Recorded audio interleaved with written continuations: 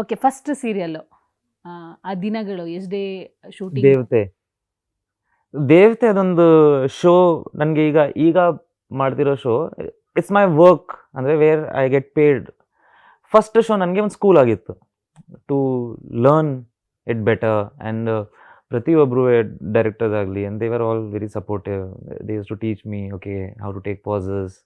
ಒಂದೊಂದು ಫಾರ್ಮ್ಯಾಟ್ ಅಂತ ಇರುತ್ತೆ. ಈಗ ನಾವು ಆ್ಯಕ್ಟಿಂಗ್ ಅಂತ ಹೇಳಿದಾದ್ರೆ ಎಲ್ಲ ಲೆನ್ಸಸ್ಗೂ ಬೇರೆ ಬೇರೆ ಇರುತ್ತೆ. ಅದು ಅಂದರೆ how to project yourself ಅನ್ನೋದು. ಈಗ ಥಿಯೇಟರ್ ಮಾಡಿದ್ರೆ ಬೇರೆ ಥರ ಇರುತ್ತೆ. When the camera is very close to you, ಆ ಒಂದು ಬೇರೆ ಥರ ಇರುತ್ತೆ. ಸೊ ಅದನ್ನು ತುಂಬ ಡೀಟೇಲ್ಡಾಗಿ ಅಲ್ಲೇ ಕಲ್ತಿದ್ದು ನಾನು. ರಿಯಾಲಿಟಿ ಶೋ ಅಲ್ಲಿ ಮಾಡಿರ್ಬೋದು, ಅಥವಾ ನೀವು ಹೇಳಿದ್ರಿ ಒಂದು ಜೂನಿಯರ್ ಆರ್ಟಿಸ್ಟ್ ಆಗಿ ಮಾಡಿದ್ದೀನಿ ಅಂತ. ಅದು ಬಿಟ್ಟು ಒಂದು ಸೀರಿಯಲ್ಗೆ ಲಾಂಗ್ ಟೈಮ್ ನೀವು ಇರ್ತೀರಾ ಅಂದಾಗ ಆ ಕ್ಯಾಮ್ರಾ ಫೇಸ್ ಮಾಡೋ ರೀತಿ ಭಯ ಇದ್ದಿರತ್ತೆ. ನಿಮ್ಮನ್ನೇ ಜಾಸ್ತಿ ಫೋಕಸ್ ಮಾಡ್ತೀನಿ ಅಂದಾಗ ನಿಮಗೆ ಆ ಭಯ ಇತ್ತಾ? ಅಥವಾ ಸ್ಟಾರ್ಟಿಂಗ್ ಹೌದು, ಬಟ್ ನಾನು ತೋರಿಸ್ಕೊತಾನೆ ಇರಲಿಲ್ಲ.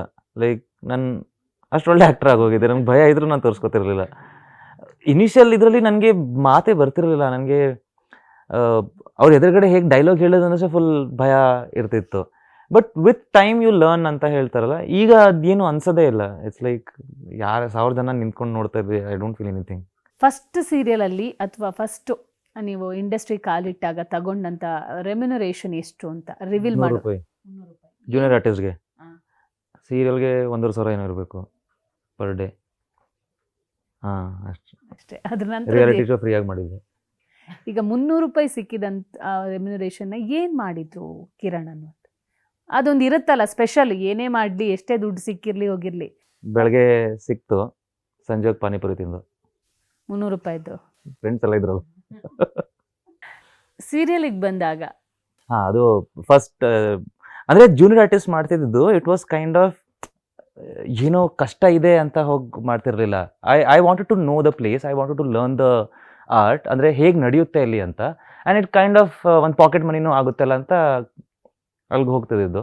ಸೊ ಆಗ ಮನಿ ಅನ್ನೋದು it's so hard to earn ಅಂತ ಆಗ ಇನ್ನೂ ಗೊತ್ತಿರಲಿಲ್ಲ. ಬಿಕಾಸ್ ಕಾಲೇಜಲ್ಲಿ ಹೋಗ್ತಿದ್ದೆ, ಅಪ್ಪ ಅಮ್ಮ ಫೀಸ್ ಎಲ್ಲ ಕಟ್ತಿದ್ರು, everything was convenient from home. So ಆಗ ಗೊತ್ತಿರಲಿಲ್ಲ. But once okay it's so tough to earn money ಅಂತ ಗೊತ್ತಾದ್ಮೇಲೆ ಫಸ್ಟ್ ಶೋ ಮಾಡಿದಾಗ ತಗೊಂಡೋಗಿ ಸೀದಾ ನಮ್ಮ ತಾಯಿ ಕೊಟ್ಟಿದ್ದು. ಮನೆಯಲ್ಲಿ ಹೇಳ್ಕೊಳ್ಳೋದಂಥ ಪರಿಸ್ಥಿತಿ, ಬಟ್ ದುಡ್ಡು ಬೇಕು. ಅವಾಗ ಅನಿಸಿದ್ದೇನು ಕಿರಣ್ ರಾಜ್ಗೆ? ಮುಂದಿನ ಲೆಕ್ಕ ಹಾಕಕ್ಕಾಗ್ಬಾರ್ದು ಅಷ್ಟು ದುಡ್ಡು ಮಾಡ್ತೀನಿ ಅಂತ. ಮಾಡಿದಾರಾ? ಮಾಡ್ತೀನಿ ಆಲ್ಮೋಸ್ಟ್ ಡೇ. ಅಂದರೆ ಇವತ್ತು I don't have to think about anything. ಆ ಥರ ಅಂತೂ ಅಷ್ಟಂತೂ ಇದೆ, where I can take care of myself in a royal way. So Kiran Raj ಅವರು ಕನ್ನಡತಿ ಸೀರಿಯಲ್ ಮೂಲಕ ಎಲ್ರಿಗೂ ಪರಿಚಯ ಆಗ್ತಾರೆ. ಅದೊಂದು ಟ್ರೇಡ್ ಮಾರ್ಕ್ ಅನ್ಬೋದು ನಿಮ್ಮ ಲೈಫಿಗೆ. ಆ ಕನ್ನಡತಿ ಅವಕಾಶ, ನೀವು ಈಗ ಇಷ್ಟು ಮಾತಾಡಿದ್ರಲ್ಲಿ ಕನ್ನಡ ಕಡಿಮೆ ಇತ್ತು, ಇಂಗ್ಲೀಷ್ ಜಾಸ್ತಿ ಇತ್ತು. ಬಟ್ ಕನ್ನಡತಿ ಅನ್ನುವಂಥದ್ದು ಕನ್ನಡಕ್ಕೆ ಸೇರುವಂಥ ಒಂದು ಧಾರಾವಾಹಿ ಆಗಿರೋದ್ರಿಂದ ಅದಕ್ಕೆ ನೀವು ಹೆಂಗೆ ಸೆಲೆಕ್ಟ್ ಆದ್ರಿ? ನಾ ಹಿಂದಿ ಶೋ ಒಂದು ಮುಗ್ದಿತ್ತು ನಂದು, ತೂ ಆಶಿಕಿ ಅಂತ. ಅದು ಮುಗ್ದಾದ್ಮೇಲೆ ಚಾನಲಿಂದ ಫೋನ್ ಮಾಡಿದ್ರು, ಓಕೆ ಈ ಥರ ಒಂದು ಶೋ ಇದೆ ಅಂತ. ಸ್ಟೋರಿ ಕೇಳಿದೆ, ಓಕೆ ಅಂದೆ, ಅಷ್ಟೇ.